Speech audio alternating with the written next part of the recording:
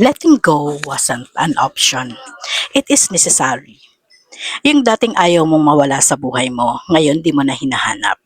Let go mo na yung hindi para sa'yo. Simulan mong kayanin ang mga bagay nang wala na siya. Ang advice na ito ay kadalasan para sa personal peace and growth as holding onto things na hindi naman talaga para sa atin.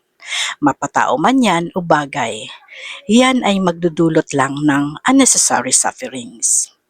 Ipinapaalala lang sa atin na focus ka sa energy natin sa mga bagay o sa mga tao na para talaga sa atin. May mga ilang hakbang kung paano mo unti-unting bibitawan ang isang bagay o ang isang tao na hindi naman para sa iyo. Number 1, acceptance. Tanggapin ang katotohanan. Kilalanin ang sitwasyon. Kailangan mong aminin sa sarili mo ang mga bagay o tao na iyan ay hindi talaga para sa iyo.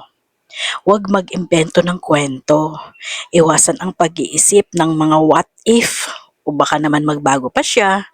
Harapin ang katotohanan. I-validate ang sariling nararamdaman.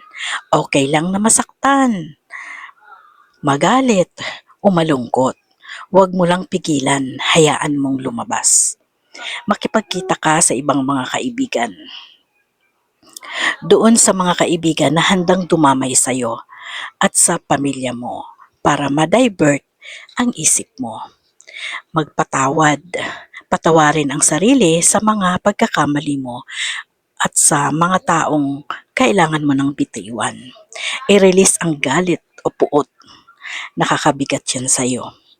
Magpasalamat sa mga aral na natutunan mo sa karanasan ng yan.